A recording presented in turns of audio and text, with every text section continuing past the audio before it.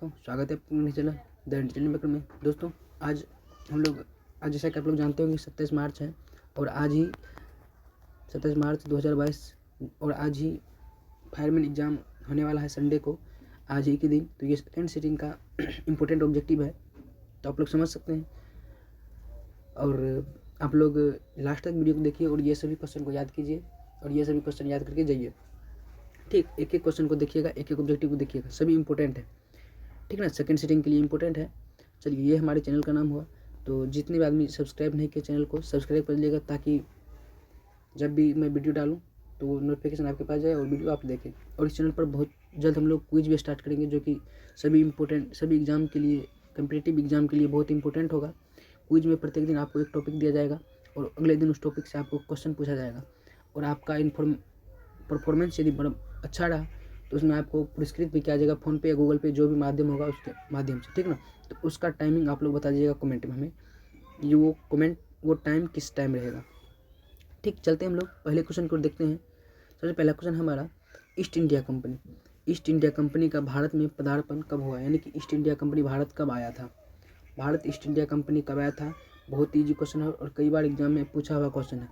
और यहाँ पर आप लोग क्वेश्चन मारिए और यहाँ पर शायद ये गलती हो गया टाइपिंग करने में, यहाँ पे 1600 होगा और 1600 ही आपका राइट आंसर होगा। ठीक है, ईस्ट इंडिया कंपनी का पदार्पण भारत में 1600 ईस्वी में हुआ था। कब हुआ था? 1600 ईस्वी में हुआ था ईस्ट इंडिया कंपनी का भारत में पदार्पण। समझ गए सवाल में? आगे बढ़ते हम लोग दूसरे क्वेश्चन की ओर। भारतीय जनता पार्टी की स्थापना किस वर्ष हुई थी। बहुत ईजी क्वेश्चन है। भारतीय जनता पार्टी की स्थापना किस वर्ष हुई थी? भारतीय जनता पार्टी की स्थापना किस वर्ष हुई थी? यदि आप लोग जानते हैं तो आंसर मारिएगा।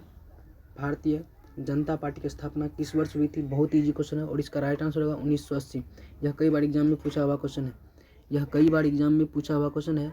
1980 में हुई थी भारतीय जनता पार्टी की स्थापना, यानी कि बीजेपी की।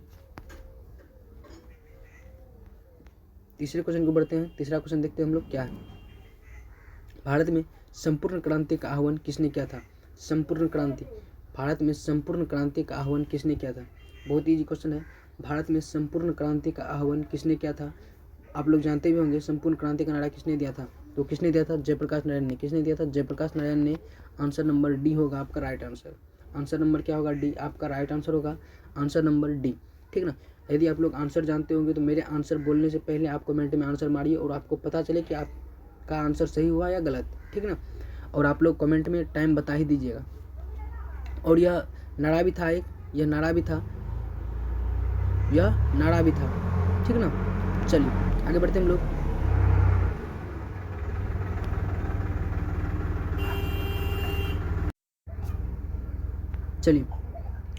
लोग।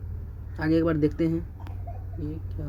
चलिए, एक क्वेश्चन भी रह सकता है आप लोगों को, संपूर्ण क्रांति का नारा किसने दिया? संपूर्ण क्रांति का नारा किसने दिया था, यह क्वेश्चन बन के भी आ सकता है। संपूर्ण क्रांति का नारा किसने दिया था, यह क्वेश्चन भी बन के आ सकता है, नारा भी पूछ सकता है। तो आपको जयप्रकाश नारायण नहीं मारना है, आगे बढ़ते हम लोग 4 नंबर में।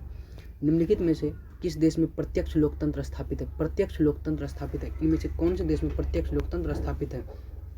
भारत में है या इंग्लैंड में है या स्विट्जरलैंड में है या नेपाल में? चौथा क्वेश्चन हमारा, निम्न में से किस देश में प्रत्यक्ष लोकतंत्र स्थापित है?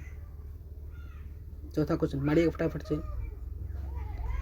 इसका जो राइट आंसर होगा वो स्विट्जरलैंड होगा। क्या हो जाएगा? स्विट्जरलैंड होगा आपका राइट आंसर। इसका राइट आंसर क्या हो जाएगा? स्विट्जरलैंड। क्या हो जाएगा? राइट आंसर होगा स्विट्जरलैंड, यानी कि आंसर नंबर सी होगा आपका राइट आंसर। आगे बढ़ते हम लोग 5वें क्वेश्चन की ओर। राज्य में राज्यपाल की नियुक्ति कौन करता है? मुख्यमंत्री, प्रधानमंत्री, राज्य के मुख्यमंत्री, राष्ट्रपति या भारत के प्रमुख न्यायाधीश? इनमें से कौन करता है राज्यपाल की नियुक्ति? प्रत्येक राज्य में एक राज्यपाल होता है, तो इनमें से कौन से करते हैं? ठीक है,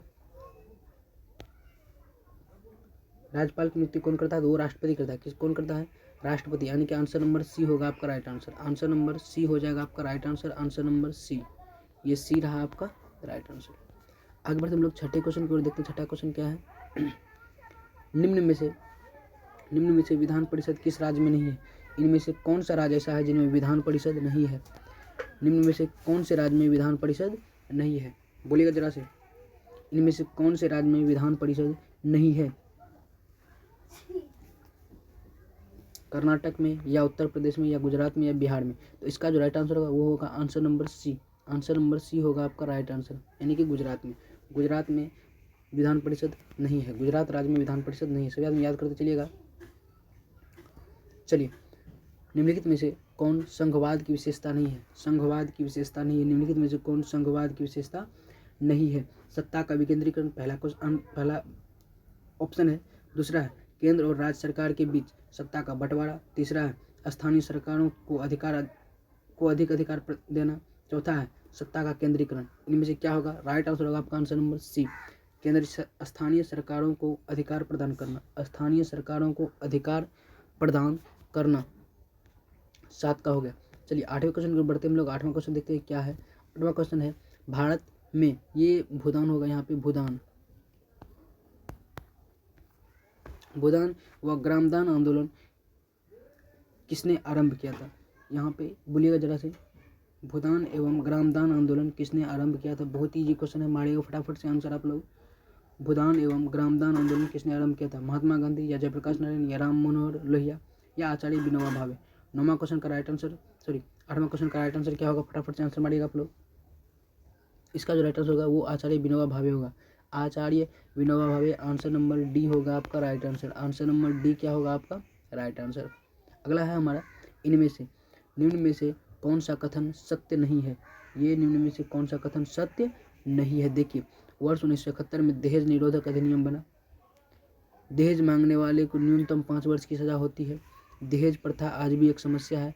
लोगों को जागृत करने के लिए सरकार प्रयास कर रही है, जागृत करने के लिए सरकार कर रही प्रयास, यानी कि ये ठीक है। और दहेज प्रथा, दहेज निरोधक अधिनियम 1971 में नहीं बना था। ये राइट आंसर होगा, आंसर नंबर ए होगा आपका राइट आंसर, यानी कि ये सही नहीं है।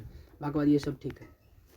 ठीक, चलिए सभी आदमी समझते चलिए, फटाफट से हम लोग कर रहे हैं, फास्ट में कर रहे हैं, जाके वीडियो लंबा ना हो, फटाफट से आप लोग याद करते चलिए क्वेश्चन को। महात्मा गांधी ने कौन सी पत्रिका शुरू की थी? महात्मा गांधी ने कौन सी पत्रिका शुरू की? केसरी या नेशनल हेराल्ड या हरिजन या द हिंदू? बहुत ईजी क्वेश्चन है, कई बार एग्जाम में आया हुआ क्वेश्चन है, यह कई बार एग्जाम में आया हुआ क्वेश्चन है। महात्मा गांधी ने कौन सी पत्रिका शुरू की थी? वो हरिजन है। क्या है? हरिजन, यानी कि आंसर नंबर सी है आपका राइट आंसर।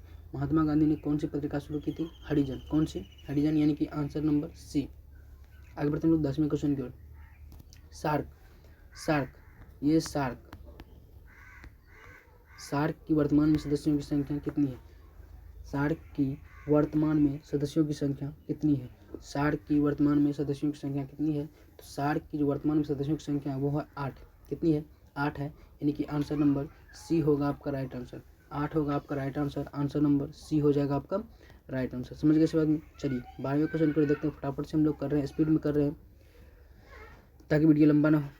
राज्यसभा की सदस्यों का चुनाव कौन करता है? राज्यसभा के सदस्यों का चुनाव कौन करता है? राज्यसभा के सदस्यों का चुनाव कौन करता है? बहुत इंपॉर्टेंट क्वेश्चन सब है, सभी याद कर लीजिएगा, सेकंड सेटिंग वाले।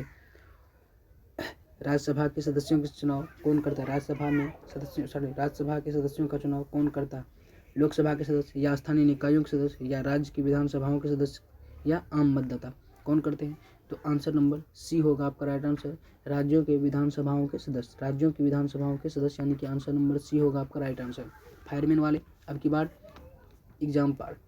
सिद्धार्थ किस धर्म की स्थापना किया था? सिद्धार्थ यानी कि गौतम बुद्ध जो था, गौतम बुद्ध कौन से धर्म की स्थापना की थी और इसका जन्म कब हुआ था? गौतम बुद्ध का जन्म कब हुआ था? आप लोग कमेंट में मारिएगा, फटाफट से आंसर कमेंट में मार दीजिएगा आंसर। और आप लोग ये बताइए कि सिद्धार्थ किस धर्म की स्थापना की थी? तो वो बौद्ध धर्म की स्थापना की थी। किसने? कौन सी धर्म की? बौद्ध धर्म की, यानी कि आंसर नंबर बी होगा आपका राइट आंसर, बौद्ध धर्म की स्थापना की थी। चलिए आगे बढ़ते हम लोग 14वां क्वेश्चन की ओर। स्वराज पार्टी का प्रथम सम्मेलन कहाँ हुआ था? स्वराज पार्टी का प्रथम सम्मेलन कहाँ हुआ था? आप लोगों से एक क्वेश्चन है, स्वराज हमारा जन्मसिद्ध अधिकार है, किसने कहा था? स्वराज हमारा जन्मसिद्ध अधिकार है, यह किसका नारा है? फटाफट से आंसर मारिएगा, फटाफट से सभी आदमी। स्वराज पार्टी का प्रथम सम्मेलन कहाँ हुआ था? ये हुआ था इलाहाबाद में। कहाँ? बी नंबर होगा आपका राइट आंसर, इलाहाबाद में। कहाँ हुआ था? इलाहाबाद में हुआ था स्वराज पार्टी का प्रथम सम्मेलन। 15वें क्वेश्चन को बढ़ते हैं हम लोग। 15वां क्वेश्चन हमारा, किस आंदोलन के दौरान महात्मा गांधी ने असहयोग आंदोलन का नारा दिया? असहयोग आंदोलन का नारा दिया, कौन से आंदोलन के दौरान? ये थोड़ा ऊपर जाएगा, हाँ। किस आंदोलन के दौरान महात्मा गांधी ने असहयोग आंदोलन का नारा दिया? फटाफट से मारिएगा, फटाफट से आंसर। 15वां क्वेश्चन हमारा, किस आंदोलन के दौरान महात्मा गांधी ने असहयोग आंदोलन का नारा दिया था? तो वो हो जाएगा खिलाफत आंदोलन, यानी कि आंसर नंबर सी, खिलाफत आंदोलन, यानी कि आंसर नंबर सी होगा आपका राइट आंसर। किस आंदोलन के दौरान महात्मा गांधी ने असहयोग आंदोलन नारा दिया?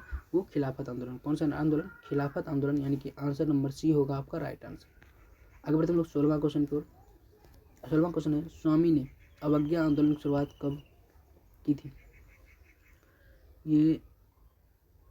ये स्वामी ने नहीं, सविनय होगा यहाँ पे।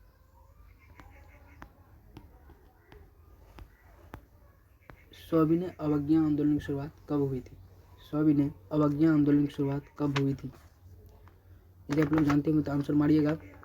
सविनय अवज्ञा आंदोलन की शुरुआत कब हुई थी? सविनय अवज्ञा आंदोलन की शुरुआत कब हुई थी? कब हुई थी? वो हुई थी 1930 में। कब? 1930 में। और डेट बता दें आपको, 5 अप्रैल 1930 को। 5 अप्रैल 1930 को हुई थी। 5 अप्रैल 1930 को नमक कानून को तोड़कर गांधी जी ने सवज्ञा आंदोलन प्रारंभ किया था। किसको? नमक कानून को तोड़ करके गांधी जी ने सविनय अवज्ञा आंदोलन शुरू किया था।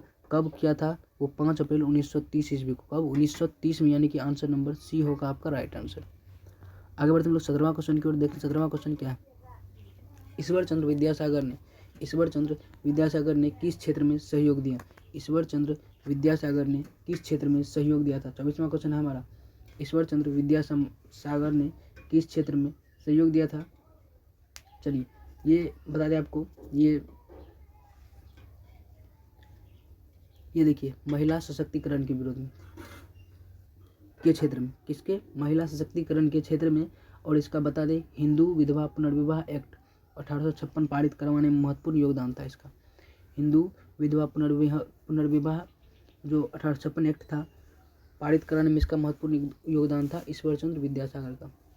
और यह महिला सशक्तिकरण क्षेत्र में सहयोग दिया था, यानी कि आंसर नंबर बी होगा आपका right answer. Answer number B होगा क्या आपका राइट आंसर। 18वां क्वेश्चन है, इनमें से किसका उपनाम सीमांत गांधी? इनमें से किसका उपनाम सीमांत गांधी है? इनमें से किसका उपनाम सीमांत गांधी है? बहुत ही इजी क्वेश्चन है, यदि आप लोग जानते होंगे। यह लास्ट क्वेश्चन भी आज का 18 क्वेश्चन था मात्र। इनमें से किसका उपनाम सीमांत गांधी है? तो इसका राइट आंसर होगा खान अब्दुल गफ्फार खान का। किसका?